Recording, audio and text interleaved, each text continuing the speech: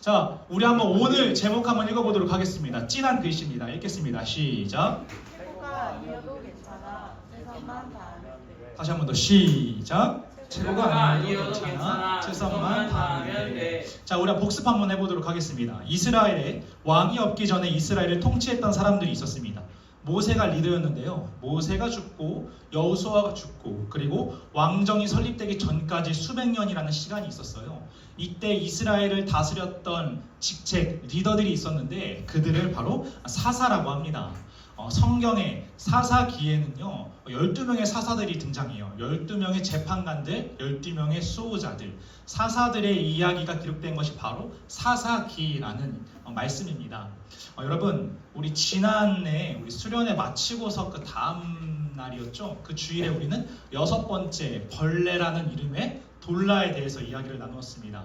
오늘은 특별히 12명 중에 두 번째 사사 바로 에훗에 대해서 말씀을 나눠보도록 하겠습니다. 자, 에훗은 어떤 사람이었는지 우리 한번 3장 15절 말씀 함께 읽도록 하겠습니다. 잠시만요. 다 고개 들어주시고 놀러 온 거 아니니까 자, 다 들어주시고 3장 15절 말씀 읽겠습니다. 시작. 이스라엘 자손이 여호와께 부르짖음에 여호와께서 그들을 위하여 한 구원자를 세우셨으니 그는 곧 베냐민 사람 게라의 아들 왼손잡이 에훗이라. 이스라엘 자손이 그를 통하여 모압 왕 에글론에게 공물을 바칠 때에 아멘. 이 사람은요 에훗이라는 사람입니다. 따라해 봅시다. 에훗. 자, 이 사람에 대해서 성경은 무슨 잡이라고 말해요? 왼손잡이. 자, 왼손잡이 한번 손 들어주세요. 왼손잡이. 우리 그 왼손잡이 없어. 오, 상준이, 혜원이 둘밖에 없어? 오, 자 내려주세요. 왼손잡이. 저는 왼손잡이가 너무 부러워요. 초등학교 다닐 때 우리 반 35명 중에 2명만 왼손잡이였어. 그 중에 내 짝꿍이 왼손잡이였어. 걔를 볼 때마다 마치 이렇게 포켓몬 보면 전설의 포켓몬 있잖아. 그런 느낌. 막 아이템 보면 레어 아이템, 되게 구하기 힘든 아이템, 이런 느낌으로 걔네들을 이렇게 바라봤어. 또 축구할 때 준성이 알 거야. 왼쪽 공격수 왼발잡이는 구하기 힘들잖아. 막 축구할 때 얘랑 함께 하려고 막 가위바위보도 이기고 그랬던 기억이 있습니다.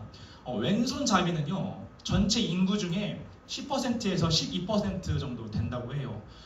왼손잡이는 전체 인구 중에 10%에서 12%인데 그들 중에서 대부분이 똑똑한 사람들이 많다고 해요. 사고력이 강한 사람들, 왼손잡이는 보편적으로 좀 똑똑한 사람들이 많대. 좀 재수 없는데 똑똑한 사람들이 많대. 근데 왜 어떤 사람들이 있냐면 미국의 전 대통령 버락 오바마도 왼손잡이, 우리가 알고 있는 에디슨도 왼손잡이, 또 아인슈타인도 왼손잡이, 또 피아노를 잘 치셨던 베토벤 아저씨도 왼손잡이, 알렉산더 대왕도 왼손잡이.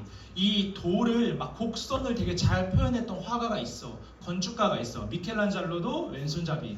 완전 천재, 대박 천재 레오나르도 다빈치도 왼손잡이입니다. 이들이 좀 이렇게 똑똑하고 사고력이 강할 수밖에 없는 것은 이 세상은 모든 물건들이, 대부분의 물건들이 오른손잡이용이기 때문에 그렇다고 해요.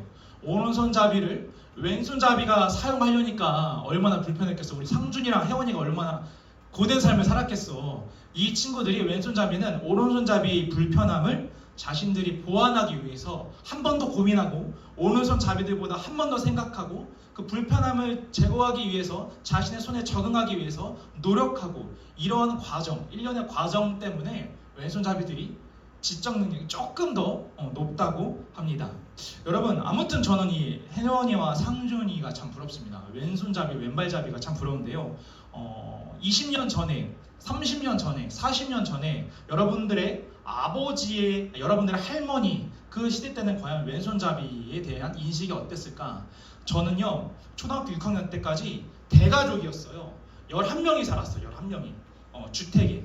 우리 할머니가 오야지였어. 그리고 이렇게 막 친척들이 이렇게 있는데 어느 날 다 같이 이렇게 밥을 먹는데 우리 사촌 누나가 공부는 오른손으로 글씨를 쓰는데 밥은 왼손으로 먹어.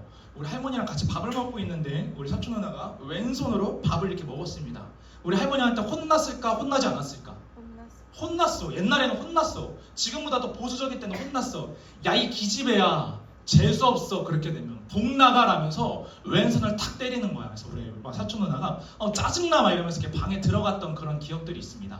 여러분 3, 40년 전에는 왼손잡이에 대한 인식이 지금보다 그렇게 좋진 않았던 것 같아요. 그러면은 우리 한번 3,400년 전으로 한번 돌아가 봅시다.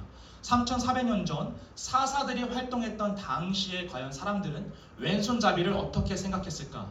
야 진짜 멋지다, 뭐 너 포켓몬 같아, 전설의 포켓몬 같아, 레어테밍어 같아, 너무나 멋있어, 막 닮고 싶어, 이런 생각을 갖고 있었을까? 3,400년 전에 사사들이 활동했을 때는요, 왼손잡이들은 멸시당하고 무시당했다고 합니다. 자, 한번 문제를 낼게요. 수아야, 태양은 어디서 떠? 뭐라고요? 동쪽에서 뜨죠. 오른쪽에서 뜨죠. 그래서 고대 사람들은 와, 오른쪽에서 빛이 올라오고 오른쪽에서 태양이 뜨기 때문에 이 오른쪽은 참으로 긍정적이고 좋은 방향이라고 생각했습니다. 오른손에는 힘이 있다고 생각했어. 하나님께서 만약에 여러분들의 삶 가운데 오셔서 능력을 행하신다면 의로운 오른손으로 행하실 것이다, 이렇게 생각했다고 합니다. 그래서 성경을 읽다 보면 하나님께서 의로운 오른손으로 지키시고 오른손으로 도우시고 오른손으로 함께 하신다, 이런 말씀들이 있거든요. 오른손은 힘, 능력, 권능, 막 엄청 센 거, 왼손은 막 약하고 막 빈약하고 이런 이미지를 갖고 있었다라는 겁니다. 사사 에훗은요 왼손잡이였습니다. 성경은요 이 왼손잡이라고 말합니다. 무슨 말이냐면 사사 에훗이 있었는데 그는 왼손잡이였도다. 이 말은 사사 에훗은 왼손잡이였다. 오른손이 묶여 있어서 혹은 오른손이 제한되어 있어서 왼손을 쓸 수밖에 없는 사람이었다. 오른손에 문제가 있어서 오른손을 자유롭게 움직일 수가 없어서 왼손을 사용해야 하는 사람이었다. 지금 무슨 말이냐면 그의 오른손에 문제가 있었다. 성경에 딱 사사기에 2번 등장하는데 왼손잡이라고, 그들의 왼손잡이를 구태여 이야기한 것은 그들의 오른손에 문제가 있어서 진짜로 왼손밖에 쓸 수 없는 상황에 놓였던 인물이 바로 에훗이다 라는 것을 성경은 우리들에게 말해주고 있습니다.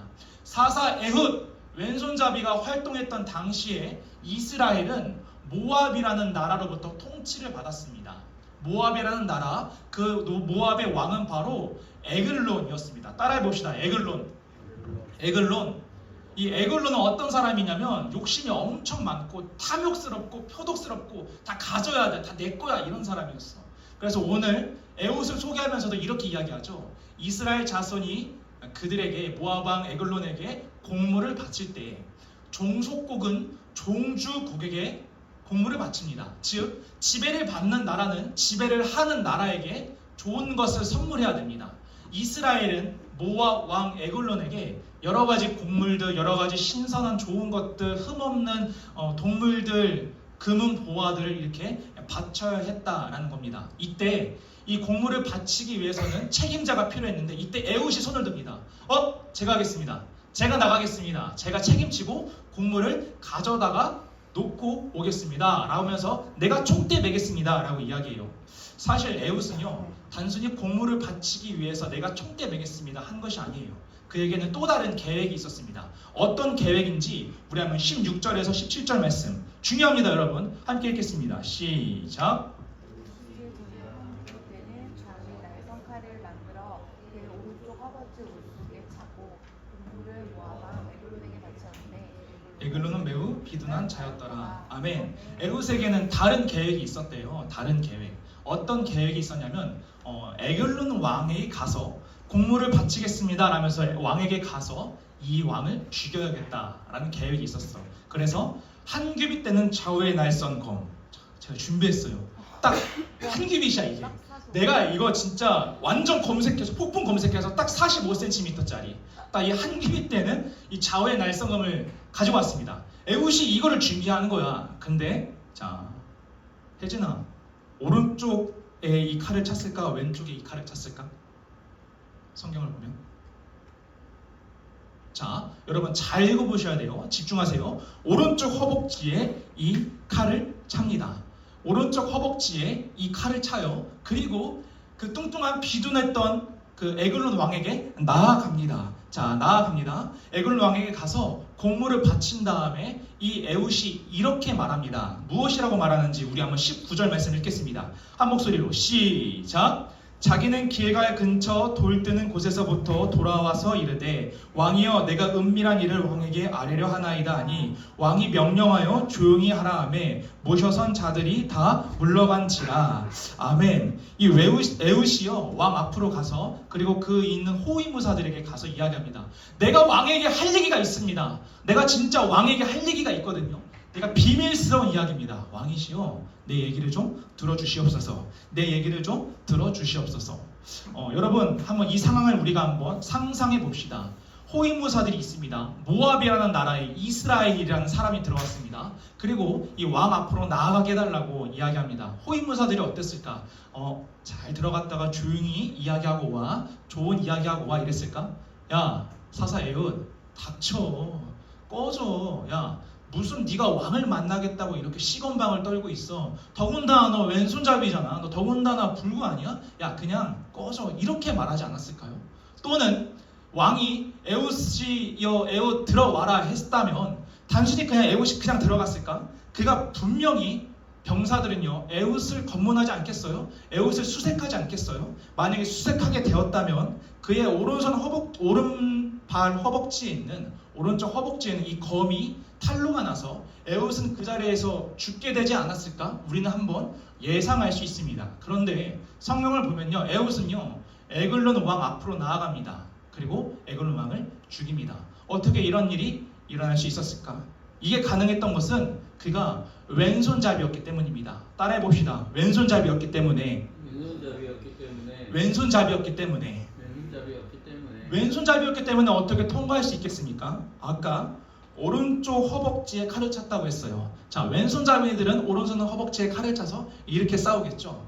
자, 왼손잡이들은 오른쪽 허벅지에 칼을 차서 이렇게 싸우겠죠. 오른손잡이들은 왼쪽에서 칼을 빼서 이렇게 싸우겠죠.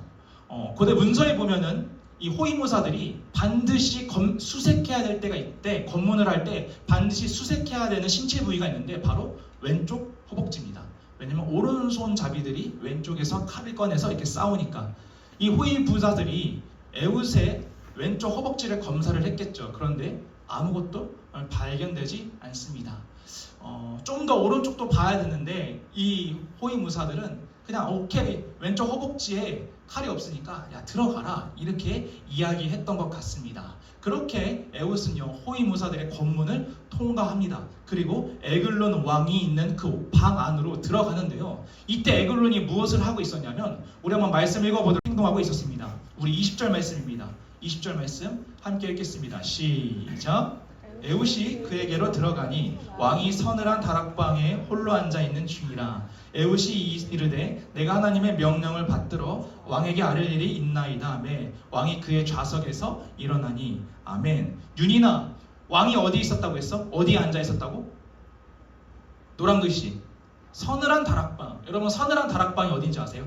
막 더워가지고 겁나 더워가지고 서늘한 곳에 있었던 것일까? 서늘한 다락방은 변소입니다. 이 히브리어로 서늘한 다락방은 화장실을 의미해요. 왕이 서늘한 다락방에 앉아 있었다. 뭐 했다는 거야? 똥 싸고 있었다는 거야. 에웃이 자기에게 접근했을 때 왕이 에웃을 불렀을 때 에글론 왕은 무엇을 하고 있었냐면 똥을 싸고 있었어. 얘들아 똥을 싸고 있을 때 불렀다. 이거는 에글론 왕이 에웃을 어떻게 생각했다는 걸까? 무시했다라는 말이겠죠. 혹시 여러분들 중에서 강아지 키우는 사람 있어요? 강아지 키운다. 나는 강아지 키운다. 강아지 키우는 사람 없어요? 강아지 키우는 사람 없어? 제가 6학년 때 흑구를 키웠어. 검정 진돗개를 키웠는데 처음 키우다 보니까 되게 막 당황스러운 일들이 좀 많았어. 그런데 가장 당황스러웠던 순간은 언제냐면 화장실을 따라오더라고. 이 흑구가 화장실을 따라와. 난 좀 민망했거든. 나는 그래 초등학교밖에 안 됐지만 나만의 공간이었어. 그래서 막 혼자 들어가고 싶었는데 이 강아지가 따라와요. 그래서 강아지를 막 던지고 화장실로 들어가면 막 그렇게 문을 긁어요. 그래서 어쩔 수 없이 우리는 한 공간에서 같이 이렇게 화생방 훈련을 한 적이 있었어요. 자 여러분 강아지가 왜 이렇게 들어오는 걸까? 왜 이렇게 내가 똥을 싸고 있는데 내가 화장실에 있는데 강아지가 왜 이렇게 들어오는 것일까? 그것은요 지키기 위함이래요. 자신의 주인을 보호하기 위해서, 자신의 주인을 지키기 위해서 강아지가 들어와서 함께 있었다라고 말하고 있습니다. 무슨 말이에요? 우리가 화장실에 앉아서 이렇게 똥을 쌀 때는요, 무장 해제됐다라는 거겠죠. 우리가 화장실에 앉아서 똥을 쌀 때 싸울 수 있습니까? 다른 사람이 때리면 그냥 맞고, 다른 사람이 때리면 그냥 맞고, 여기 맞고 저리 맞고, 이런 상황이 화장실에서 변수에 앉아서 똥을 싸고 있을 때 아닙니까? 강아지는 본능적으로 이걸 알았던 것 같아요. 그래서 우리 주인이 똥을 싸고 있다, 내가 도와줘야겠다, 내가 지켜야겠다 라는 마음으로 나와 함께 있었다라는 겁니다. 에글론 왕이 똥을 싸고 있었어요. 그럼에도 불구하고요, 적대국이었던 이스라엘 사람 에웃을 들어오라고 말합니다. 이것은요, 완전히 무시하고 완전히 에웃을 깔보았다라는 말입니다. 이때 에웃은요, 이 절호의 찬스를 놓치지 않습니다. 이렇게 행동함으로써 에글론 왕을 처단합니다. 우리 다 함께 말씀 한번 읽어보도록 하겠습니다. 다 함께 우리 21절 말씀, 22절 말씀 함께 읽겠습니다. 시작. 에웃이 왼손을 뻗쳐 그의 오른쪽 허벅지 위에서 칼을 빼어 왕의 몸을 찌르매 칼자루도 들어가서 그 끝이 등 뒤까지 나갔고 그가 칼을 그의 몸에서 빼내어 아니하였으므로 기름이 칼날에 엉겼더라. 아멘. 오른쪽 허벅지에서 왼손으로 칼을 꺼낸 다음에 이 에웃은요, 에글론에게 다가가서 그를 한 번에 죽입니다. 얼마나 정확하고 얼마나 완벽하게 그를 처단했는지 이 45cm밖에 되지 않은 칼이 비둔한 에글론의 등을 뚫어버립니다. 관통을 했다라는 거죠.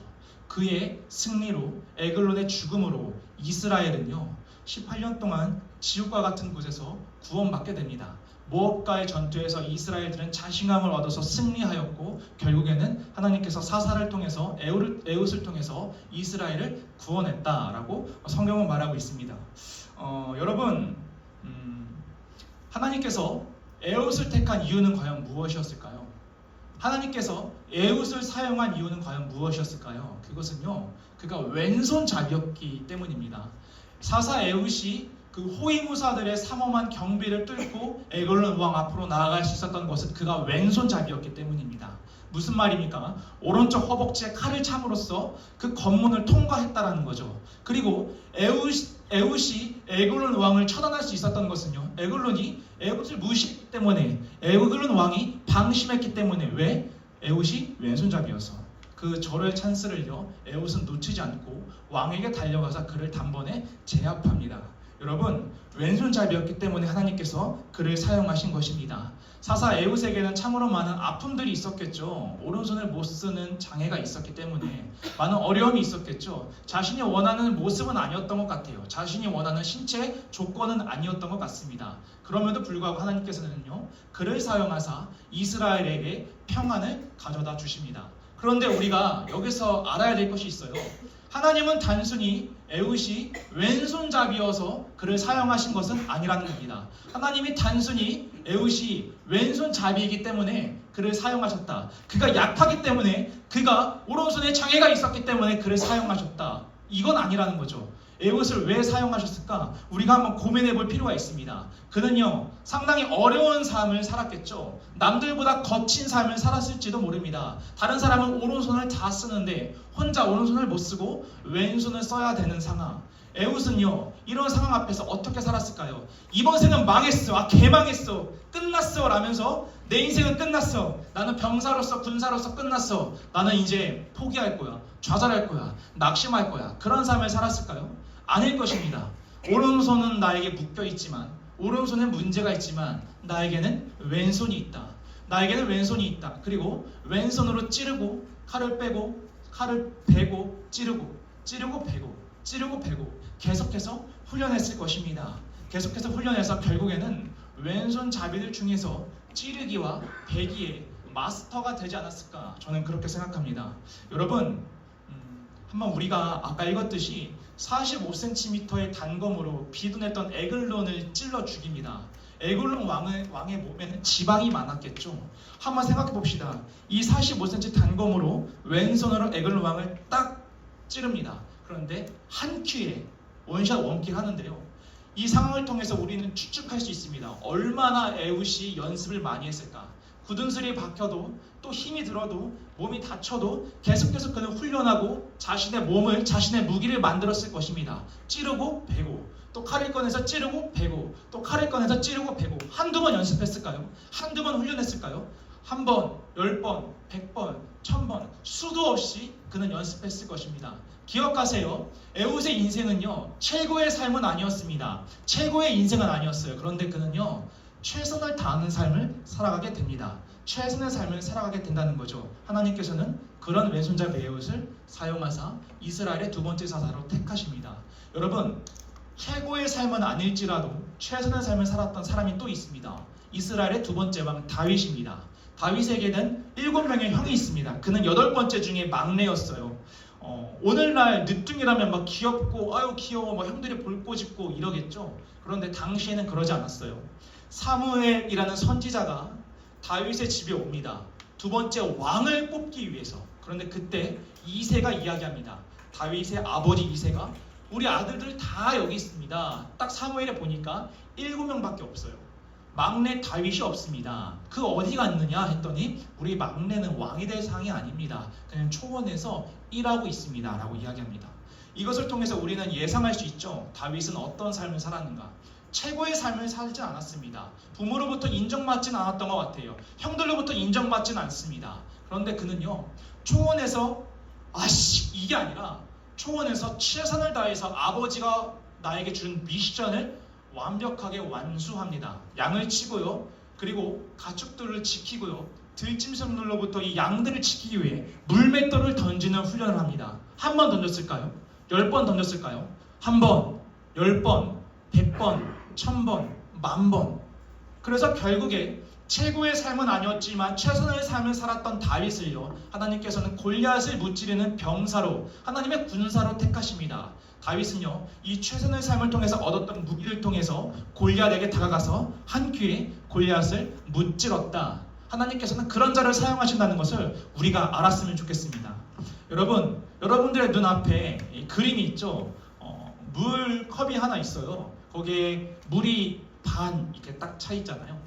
어떤 사람은 이 그림을 보면서 이렇게 생각할지도 몰라요. 물이 반밖에 없잖아.